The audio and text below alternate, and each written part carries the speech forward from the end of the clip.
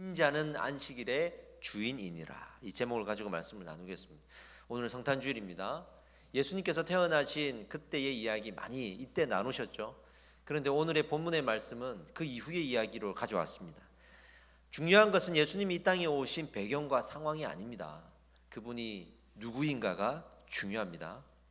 제가 초등학교 때 성탄절에 교회에서 연극을 했습니다. 동방박사 역할을 했는데 그 연극을 하면서 준비하면서 이런 생각을 했어요. 아, 옛날에 이렇게 예수님이 오셨구나. 그리고 연극이 다 끝나고 집에 가면서 생각했습니다. 아, 옛날에 이렇게 오셨다가 가셨구나 생각했습니다. 중학교 때 교회 학생부에서 문학의 밤을 하는데 선배들이 연극하는 걸 봤습니다. 예수님이 이 땅에 오시고 십자가에 못 박히시는 장면이었습니다. 그걸 보면서 이런 생각을 했습니다. 아, 옛날에 이렇게 우리를 위해 십자가에 못 박히신 그 사건이 있었구나 하고 생각했습니다. 고등학교 때 제가 이제 문학의 밤에 출연을 했는데 꽁트에 출연했습니다. 제가 사탄 2를 맡았습니다. 사탄 둘이 여자 천사를 놀리는 장면이 나와요. 그러니까 이 여자 천사가 화가 나가지고 야, 성수다 이렇게 외치면 설정상 빨래를 하고 있던 천사가 양동이와 바가지를 들고 나옵니다. 바쁜데 왜 불렀냐고 짜증을 내면서 이 사탄 둘에게 양동이의 바가지에 물을 퍼서 얼굴에다가 부으면 우리 사탄은 죽는 역할을 했습니다. 그 꽁트를 보면서 저 스스로는 사탄을 이기는 게 재밌고 멋있었습니다. 하나님이 사탄을 이렇게 이기시지, 멋있었습니다. 그 당시에 우리 학생부에 유행어가 생겼습니다. 야, 성수다. 대학교 들어가서 부모님을 떠나서 이제 서울로 올라와 가지고 고생을 좀 했습니다. 그 고생하면서 제일 어려웠던 게 등록금이 없을 때, 그리고 기숙사에서 쫓겨났는데 갈 데가 없을 때 제일 제가 힘들어했던 것 같습니다. 근데 그때 생각이 들었습니다. 옛날에 있었던 이 사건과 하나님이 사탄을 이기는 이 멋진 일들 속에 이런 질문이 나왔어요. 지금 등록금이 없어서 허탈함에 빠져 있는 이 상황과 무슨 상관이 있지? 지금 기숙사에서 나와가지고 오갈 데 없는 처지에 놓인 나의 이 상황에 그 일과 그 사건이 무슨 상관이 있을까 하는 생각이 들었습니다. 어릴 때는 야, 옛날에 이런 일이 있었구나 라는 것에 취했고, 커서는 야, 사탄을 이기는 게 멋있었고, 그런데 어른이 되어 보니까 그게 나에게 아무런 유익이 없던 것처럼 보이는 거예요. 당장 먹고 살아야 되고, 당장 내가 잘 곳이 있어야 되는데, 당장 등록금이 있어야 학교를 가는데 이게 무슨 소용이 있는가 하는 생각이 들었습니다. 이런 질문이 나온 거죠. 예수님은 나와 무슨 상관이 있는가 하는 질문이었습니다. 오늘 본문에는 어떤 사람들이 예수님을 쫓아다니는 장면으로 시작이 되는데, 그 쫓아다니던 무리들이 바로 이 질문을 하는 사람들이었어요. 이 예수님이 나와 무슨 상관이 있는가 하는 질문을 가지고 쫓아다니던 사람들이었습니다. 그 답을 찾겠다는 거죠. 예수님과 제자들이 밀밭을 지나가는 장면이 나와요. 그 밀밭을 지나가고 있을 때 두 무리가 섞여서 예수님을 따라옵니다. 한 무리는 예수님을 따르는 무리인데, 따르는 무리고, 또 한 무리는 예수님을 반대하는 무리들이죠. 섞여서 갑니다. 두 무리가 예수님을 따르는 목적은 다릅니다. 예수님을 따르는 무리들은 정치적인 왕이 되셔서 우리의 이 가난을 해결해 주겠지 하는 그런 목적을 가지고, 기대를 가지고 따릅니다. 예수님을 반대하는 무리들은 정치적인 왕이 못되게 해서 우리의 기득권을 지켜야지 라는 목적으로 예수님을 따르는 겁니다. 한쪽에는 이래서 왕이 되어야 합니다. 한쪽에는 이래서 당신은 왕이 되지 않아야 합니다. 이 두 무리가 지금 따르는 겁니다. 사람들은요, 예수님에 대해서 각자 원하는 기대치가 있습니다. 지금도 같이 예배를 드리는 우리 성도님들은 그런 기대치가 있을 겁니다. 이 무리들과 같은 사람들은요, 어떤 기대치를 가지냐면 자기가 원하는 기대치를 가져요. 이래서 왕이 되든 저래서 왕이 안 되든 둘 다 틀렸어요. 자기가 원하는 기대치인 거예요. 그래서 예수님을 모르고 이 무리와 같은 사람들은 자기 기대치를 놓고 이 기대치가 만족이 될 때 기뻐합니다. 그런데 예수의 제자들은 예수님의 말씀이 이 땅에 이루어질 때 기뻐합니다. 할렐루야. 이게 다른 겁니다. 그 기대치가 누구의 기대치인가? 말씀의 기대치인가? 나의 기대치인가? 이게 다른 거죠. 성경을 보면 예수님이 이 땅에 오신 목적을 말하는데 명확하게 우리의 기대치와는 다르다라고 말하고 있습니다. 마태복음 1장 21절 우리 함께 읽어보시죠. 함께 읽어보겠습니다. 시작. 아들을 낳으리니 이름을 예수라 하라. 이는 그가 자기 백성을 그들의 죄에서 구원할 자심이니라. 그러니까 예수님이 이 땅에 오신 목적은 우리를 죄에서 구원하시기 위한 목적이었어요. 그렇죠? 예수라는 이름 자체가 그런 의미를 가지고 있단 말이에요. 명확하죠? 우리를 구원하시기 위해 이 땅에 오셨습니다. 죄를 해결하지 못하면 어떻게 되냐면 지옥 가는 길을 위해 살아가는 거예요. 우리가 사는 앞으로의 길이 다 지옥으로 가는 길이에요. 인간은요 죄성을 가지고 있습니다. 모두가 죄성을 가지고 있습니다. 태어날 때부터 이 죄성을 가지고 태어납니다.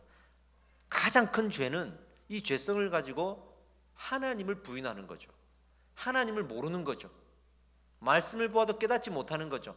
이것이 가장 큰 죄입니다. 그래서 우리가 살아가면서 이 죄가 해결되어야 하는데 이 죄가 해결되면 두 가지의 은혜가 있습니다. 제가 늘 강조하잖아요. 어떤 은혜죠? 내가 죽어서 천국 가는 은혜, 내가 살아서 천국이 내게로 임하는 은혜, 이 두 가지 은혜라고 했죠. 그러니까 죽어서 우리가 천국 가는 은혜가 있고 살아서는 그 천국에서 누릴 은혜를 먼저 누리는 거죠. 그걸 우리가 흔히 말하는 은혜 받았다라고 하는 말로 표현할 수가 있습니다. 이것이 진정 성경이 말하는 안식이에요. 그 은혜 안에 있을 때 우리는 쉬게 돼요. 안식을 누리게 돼요. 우리 육이 휴일날 쉬는 것하고 우리의 영혼이 은혜 안에 쉬는 것하고는 비교할 수가 없습니다. 세상이 주지 못하는 평안이 임합니다. 할렐루야. 그 영혼의 쉼이 거기서 누릴 수 있는 거예요. 여기서 안식일에 대한 개념이 지금 나오지 않습니까? 그 예수님이 스스로 안식일의 주인이라고 하는 이 본문의 말씀이 나오잖아요. 여기서 안식일은 일반적인 개념을 초월한 의미입니다.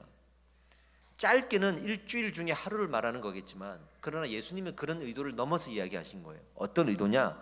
길게는 우리 인생의 죽음을 이야기하는 거죠. 모든 인간은 태어나서 그 인생을 마치고 죽습니다. 그리고 안식하게 됩니다. 그것을 부인할 수는 없을 겁니다.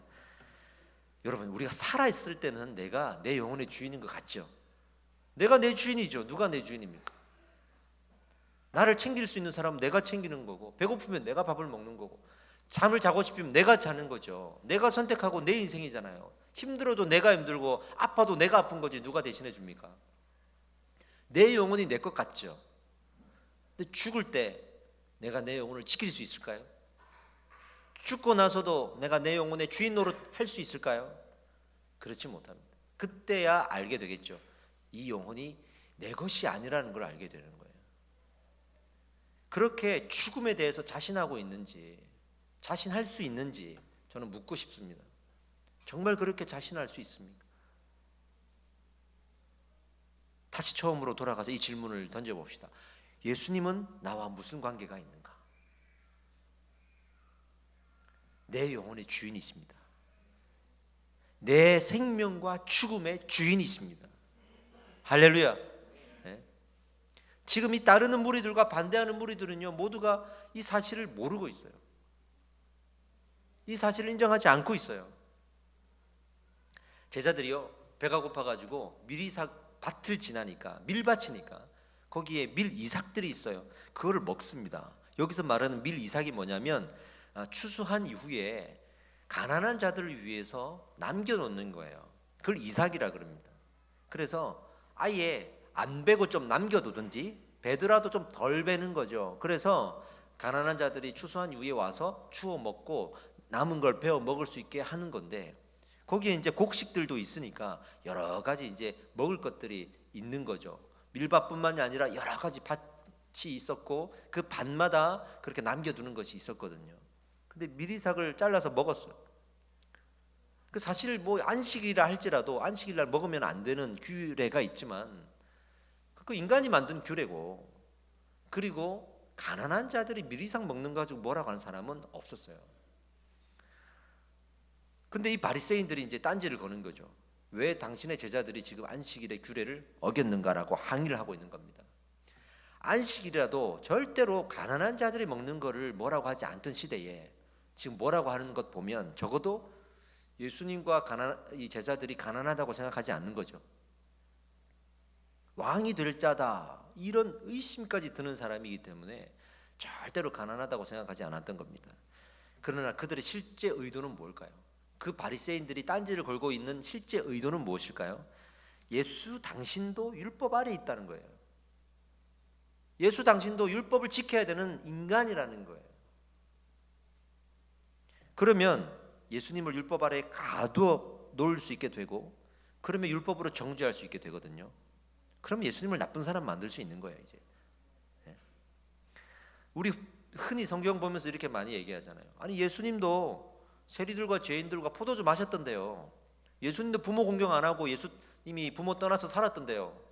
예수님도 화를 내고 욕을 하셨던데요. 예수님도 못 바뀌었지만 뭐 죽지 않았다고 하는 사람들 많던데요. 기절했다던데요. 뭐 이런 식으로 예수님이 계속 뭔가 잘못한 사람인 것처럼 우리가 생각할 때가 많잖아요. 왜 그럴까요? 왜 그렇게 성경에 나와 있는데도 믿지 못하고 예수님을 나쁜 사람으로 만들까요? 많은 사람들은요, 예수님을 죄인으로 만들고 싶어 해요. 왜냐하면 예수가 진짜면 내가 죄인인 것도 진짜이기 때문이에요. 예수가 진짜면 천국도 진짜요, 지옥도 진짜이기 때문이에요. 예수가 진짜면 축복도 진짜요, 심판도 진짜이기 때문이에요.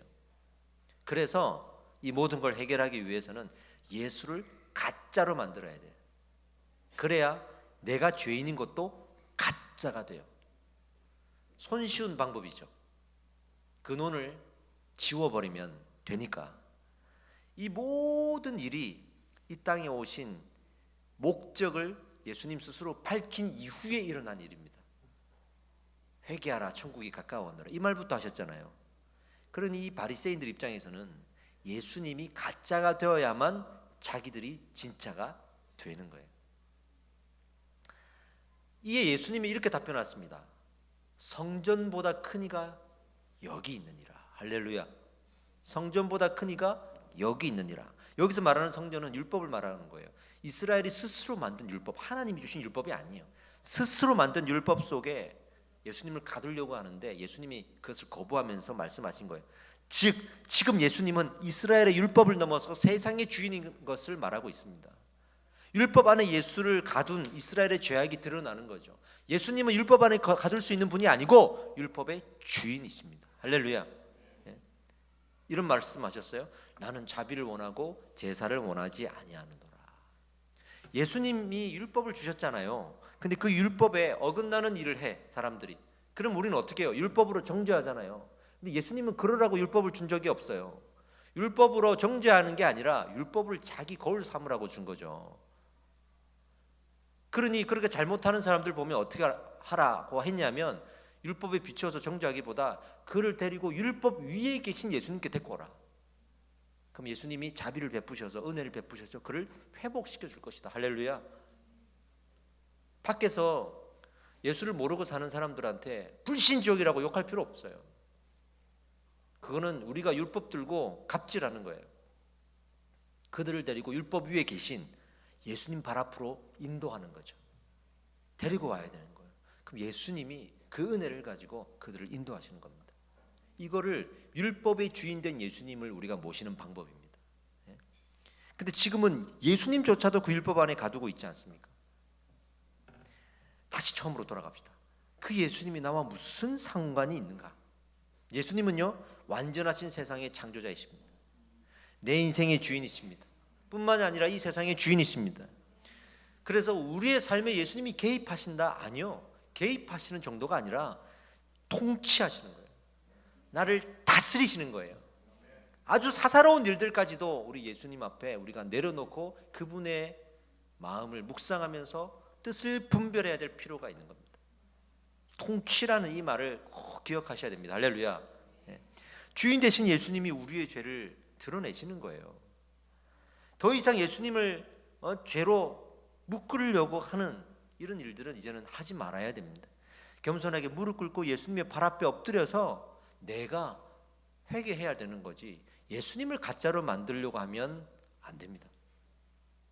제가 신학교 때 박영선 목사님이 강의를 해주셨는데 제가 참 존경하는 분이에요.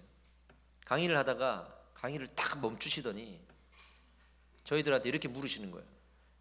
여기서 돈을 벌고 싶은 신학생들이 있습니까? 그러더라고요. 누가 감히 거기 손을 들겠습니까? 아주 노려보시면서 진짜 그 눈빛을 잊을 수가 없어요. 이글이글 불타는 눈빛으로 돈을 벌고 싶은 신학생들이 있습니까? 그리고 이렇게 말씀하셨어요. 내가 그 방법을 알려주겠습니다. 이게 뭐지? 그랬죠.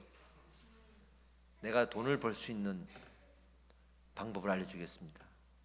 이 뭐지? 예수를 팔면 됩니다. 예수를 팔면 돈을 벌 수가 있습니다. 그리고 그 이유를 이렇게 드셨습니다. 세상은 예수를 가짜로 만들어야 세상이 살 수 있다고 생각합니다. 이 말씀을 하시는 거예요. 예수가 진짜면 큰일 납니다. 그런데 교회 안에 있는 목회자가 예수를 가짜로 만들면 얼마나 많은 사람들이 좋아하겠느냐 이거죠. 그들이 당신에게 돈을 벌 수 있도록 해줄 거다. 사탄이 그렇게 해줄 거다. 그런 이야기를 하는데 참 부끄러운 마음이 들었습니다. 예수를 진짜로 만들 필요는 없어요. 진짜이기 때문에 스스로 영광 받으시는 분입니다. 우리가 찬양하지 않으면 저 돌들로 찬양을 받으시는 분입니다. 굳이 우리가 예수님을 진짜로 만들려고 노력할 필요는 없어요. 그러나 우리는 그 예수님의 진짜 되신 신성 앞에 우리가 엎드리는 거죠. 거기에 집중하는 거죠. 근데 그 엎드림이 싫은 사람들은 예수를 가짜로 만들려고 하겠죠. 우리 신앙은요, 이 싸움입니다. 예수님과 이 싸움 하는 거예요. 당신이 진짜인가 가짜인가 이 싸움 하는 거예요. 여러분 한번 생각해 보세요. 진짜 예수님이 진짜라면, 진짜 예수님이라고 여러분들이 믿는다면 이렇게 흐지부지 신앙생활 할 수 없어요. 아무리 생각해봐도 저도 신앙생활을 해보고 있잖아요. 지금 진짜 예수님을 믿는다 그러면 이렇게 흐지부지 생활할 수가 없어요. 말씀을 보세요. 어떻게 하나님을 두려워하지 않을 수가 있습니까? 근데 아멘 아멘 아멘 해주면서도 흐지부지한 사람들 보면 예수님을 진짜라고 생각 안 하는 거예요. 이 싸움을 하는 겁니다. 누가 주인인가 이 싸움 하는 거예요. 그렇게 싸우다가 고집이 꺾여가지고 예수님 발 앞에 엎드리면 사는 거고, 고집 부리다가 도망가고 포기하면 죽는 거예요. 이 싸움에서 살려면 진짜 예수님 발 앞에 내가 엎드리면 되는 겁니다. 할렐루야. 기독교는 이런 거예요. 예수님을 내 등에 지고 세상아 봐라 나는 이런 사람이다라고 자랑하는 게 이 기독교의 신앙이 아니에요. 예수님 발 앞에 가서 엎드리느라 세상을 볼 시간도 없는 게 이 기독교예요. 내가 진짜 죄인이라는 것을 인정하면 되는 거예요. 내가 진짜 죄인이 되면 그분은 진짜 예수가 돼요. 거기에 집중하시면 되는 거예요. 내가 진짜 죄인이 되면 될수록 예수님의 그 진짜이심이 더 빛이 날 수밖에 없는 이 섭리가 우리 안에 있다 이 말이죠. 우리는 어디에 집중하고 있는가 이죠. 우리 성탄절에 우리 축제를 많이 하지 않습니까? 저희 교회는 이번에는 아무런 행사가 없었습니다. 공사한다고 여력이 없기도 했고, 앞으로도 저는 이렇게 할 겁니다. 하겠다고 하면 할 겁니다. 부서에서 우리 하고 싶습니다 하면 할 거고, 또 여러분들이 우리가 뭐라도 좀 하겠습니다 하면 하지 제가 하라고 안 할 겁니다. 성탄절에 절대로 그렇게 안 할 겁니다. 하고 싶어서 해야죠. 왜 하라고 하냔 말이에요. 해야 되니까 하냔 말이에요. 하고 싶어서 하세요. 하고 싶어서. 그러니까 하고 싶은 사람이 없으면 예배 드리면 됩니다. 왜 이런 말을 하냐면 그 행사 자체가 중요한 건 아니기 때문에요. 그건 해도 되고 안 해도 됩니다.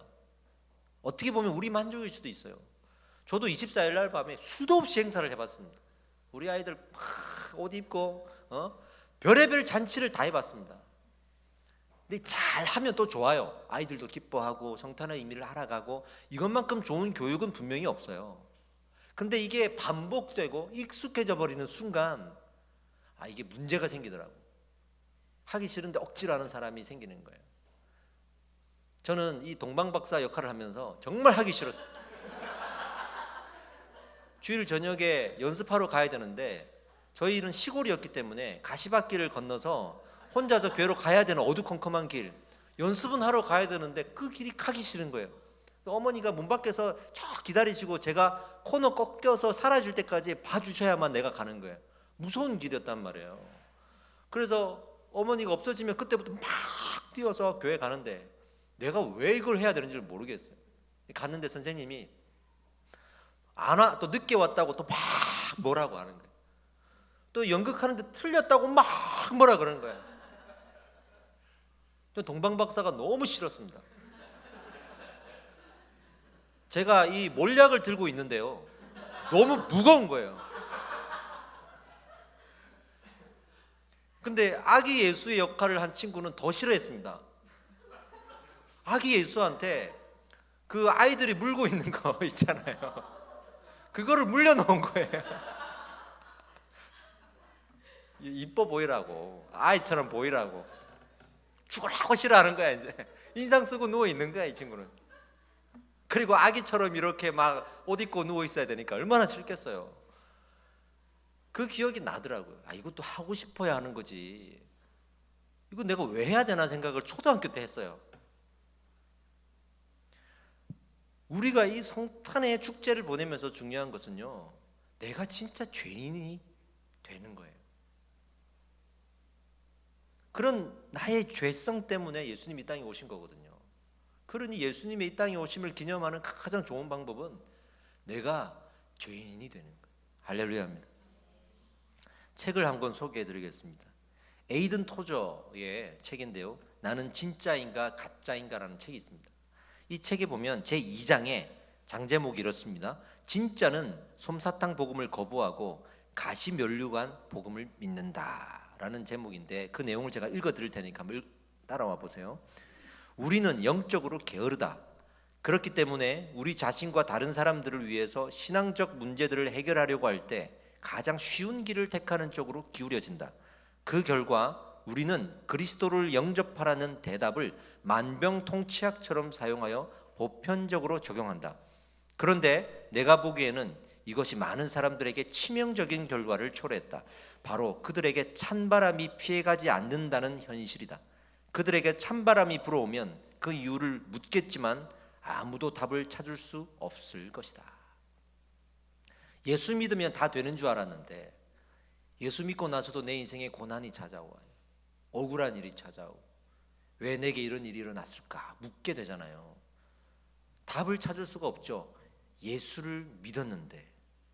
이런 사람들의 최종 답변은 이것입니다. 내가 제대로 안 믿었구나라는 게 최종 답변입니다. 그럴 수가 없습니다.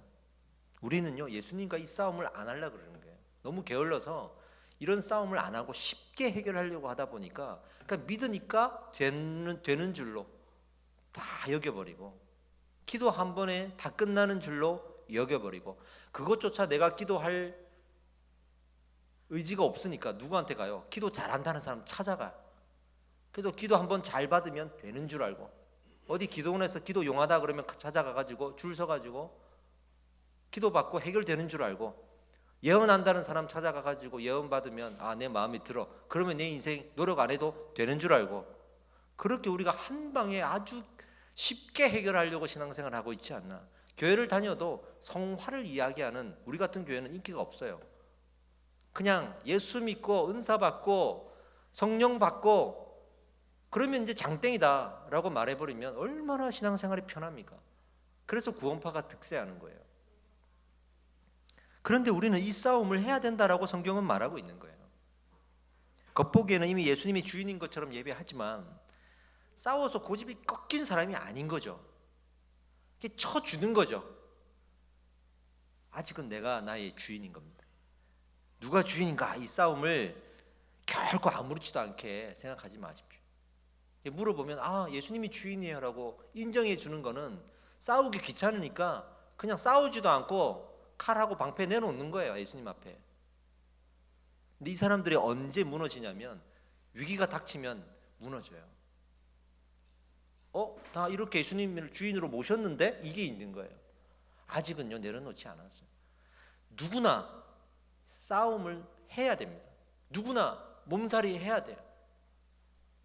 예수님의 발 앞에 쉽게 내려놔지는 거 아닙니다. 쉽게 하면 안 됩니다. 특히 모태신앙, 어릴 때부터 신앙을 가진 사람들이 이 싸움에 더 감각이 없어요. 싸울 줄을 몰라요. 너무 당연하게 생각해 왔기 때문에. 이 사람들 언제 무너지죠? 인생의 고난이 찾아오면 무너집니다. 빨리 발톱을 드러내셔야 됩니다. 누구나 발톱이 있습니다. 나는 없다, 이런 말 하나님 앞에 교만입니다. 빨리 발톱 드러내고 그 발톱이 깎이고 꺾여야 내가 다윗의 신앙이 되는 거지, 그게 늦게 드러나면 사울 되는 겁니다. 마치 예수님 믿으면 고난이 없다고 생각하는 그 믿음들이 우리 안에서 유행하는 이유가 되기도 합니다. 예수를 너무 쉽게 믿는 사람들의 특징이죠. 예수 믿으면 고난이 없다고 하니까 믿은 거예요. 그래서 믿었던 거예요. 근데 고난이 있으니 흔들리는 거죠. 저도 믿고 보니까 절대로 이 믿음이 쉬운 게 아닙니다. 고난이 와도 믿어야 된다라는 이 믿음은 우리에게 자꾸만 이런 질문을 낳게 해요. 그런데 내가 왜 믿어야 되지? 라고 하는 질문을 낳게 한단 말이에요. 그것을 몸살이를 통해서 이겨내야 되는 거예요. 성경은 예수를 믿으면 인생에 고난 없이 살게 된다고 말하고 있지 않습니다. 세상을 그렇게 선하고 아름다운 것으로 말하고 있지 않습니다. 하나님이 인간의 몸으로 오셔서 죽기까지 하셔야 될 정도로 이 세상은 타락했다고 말하고 있습니다. 그 세상에 우리는 살아가는 겁니다. 그 죽음 앞에 우리의 약함을 고백할 때 드디어 우리는 알게 되는 거예요.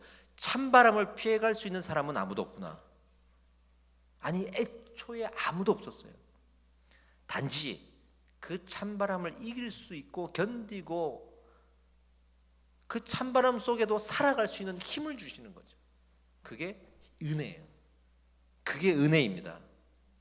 예수님 앞에 내가 죄인임을 고백할 때 그 찬바람을 이길 수 있고 견딜 수 있는 은혜를 주십니다. 예수가 진짜라는 것이 그때부터 드러나는 거예요. 그래서 내가 진정한 안식으로 들어갈 수 있게 되는 거죠. 진정한 안식, 그 찬바람 속에도 내가 평안할 수 있는 것, 이게 안식입니다. 그 안식을 누리려면 어떻게 해야 되느냐? 그 안식일의 주인이신 예수 그리스도를 믿어야 됩니다. 할렐루야. 예수님이 나의 주인이 되실 때 나는 찬바람 속에도 진정한 안식을 누릴 수가 있습니다. 아멘. 우리 말씀을 마무리하겠습니다. 나의 주인은 누구인가? 이 질문을 오늘 계속 던져드렸습니다. 여러분들의 영혼의 주인은 누구입니까? 내가 나의 주인 앞에 엎드려져 있습니까? 내가 나의 주인을 예배하고 있습니까? 나의 주인이 나를 자녀 삼아 주신 것에 내가 감사하고 있습니까? 그죠? 제가 언젠가 이런 생각을 한 적이 있습니다. 내가 너무 힘들고 외로운 거예요. 너무 상황이 어려운 거예요. 이런 생각을 했습니다. 하나님 뭐 하시지? 이런 생각을 했습니다. 그때는 답을 찾지를 못했어요. 어떻게든 힘든데 살았어요. 시간이 지나고 예수님에 대해서 말씀을 보고 알아가면서 드디어 느낀 게 있어요. 인생은 그렇게 힘들고 어려운 일들을 피해갈 수가 없는 거구나. 내가 어리석었구나. 그런 일들이 없을 거라고 믿은 내가 어리석은 거였구나. 내가 너무 세상을 쉽게 봤고 예수님을 몰랐구나. 내가 이 기독교를 오해하고 있었구나.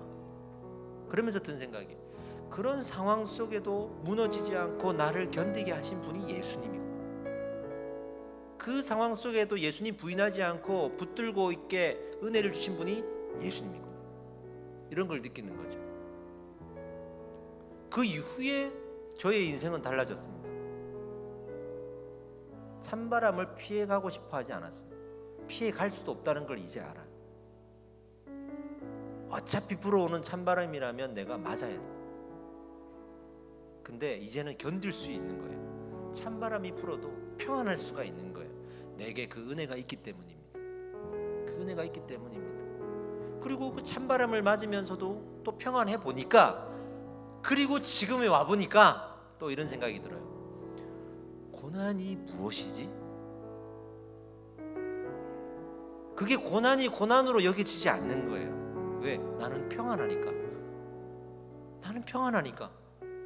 남들이 볼 때는 참 어렵겠다 하는데, 아니요, 저는 평안한데요. 가 되니까. 아, 고난이 없다는 말은 어쩌면 이런 거구나.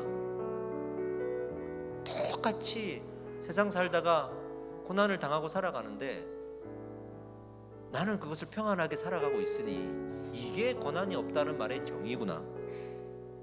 제가 존경하는 목사님이 계세요. 이분은 참 교회도 평안하고 행복하고 부흥도 되고 뭐 어려운 게 없고 잘 돼. 뭐 하면 다 잘 돼. 그리고 말씀도 좋고 은혜롭고 참 제가 존경해요. 저분 같았으면 좋겠다 이런 생각이 들 때가 있죠. 저분은 저렇게 고난이 없구나 이렇게 생각이 들 때가 있죠. 어느 날 만났습니다. 차 한잔 하는데 눈물을 글썽이 지는 거예요. 왜 그러시냐니까, 이런 어려움이 있습니다 라고 얘기하는데, 그런 어려움이 있는 줄 몰랐어요. 너무 가슴 아픈 사연들이 있는 거죠. 나는 저렇게 못 살 텐데 할 정도로 어렵더라고. 무슨 위로를 제가 하겠습니까? 근데 그렇게 말하는 게 저한테 위로를 받으려고 말한 게 아니었어요. 저를 위로하려고 말씀하신 거였어요. 당신이 어려운 거 갖고 힘들어하는 것 같으니까 내가 이야기를 꺼내 하면서 꺼낸 거예요. 꺼내면서 하는 말이, 이런 힘든 과정 중에도 내가 이렇게 목회할 수 있다는 게 은혜야. 그게 난 너무 감사해. 거기서 저는 그걸 봤죠. 은혜 받으면, 은혜 받은 사람들 보면 다 고난도 없이 저렇게 멋지게 살아갈 수 있는 것처럼 보였지만, 그들이 짊어지고 있는 고난은 우리와 다를 바가 없구나. 근데 그들은 그걸 짊어지고 오히려 감사하고 평안하고 가는 거죠. 그 무거운 짐진 자, 이 무거운 짐진 자가 아닌 사람은 아무도 없다는 걸 이제 아는 거죠.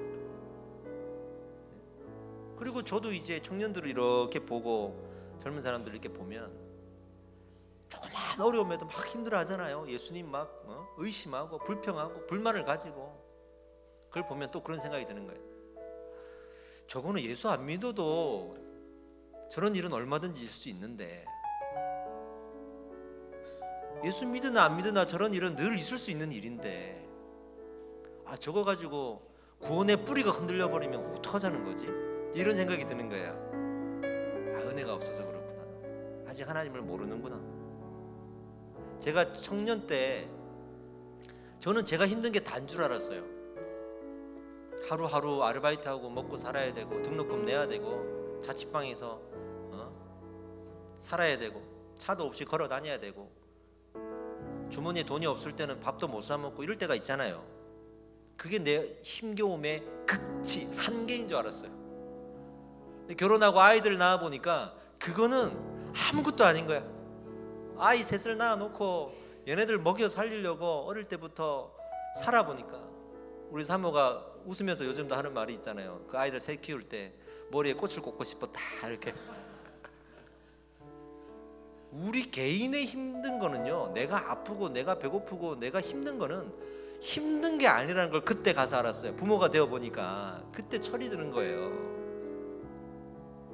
신앙의 성숙함이 있을수록 절대 고난을 피해가지 않습니다. 그런 사람들이 오히려 예수의 영광을 위해서 고난을 선택하는 거예요. 왜? 고난 중에도 평안할 수 있으니까. 그 은혜를 구하고 그 은혜를 가지는 것, 이게 예수님이 이 땅에 오신 이유예요. 이 땅에 오신 이유예요. 우리 기도하겠습니다.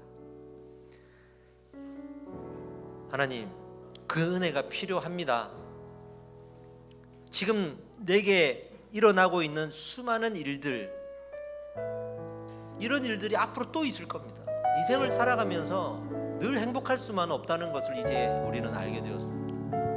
오히려 고난 중에도 믿음으로 하나님을 바라볼 수 있는 은혜가 필요하구나. 예수님이 오신 목적이 단지 죽어서 천국 가게 하려고가 아니라 그것을 넘어서 내가 살아있는 동안 믿음으로 살게 하시려고, 은혜로 살게 하시려고 오셨구나. 아버지, 그러니 이제 그 은혜를 허락하여 주셔서 우리가 그 오늘 은혜를 회복할 수 있도록 인도하여 주시옵소서.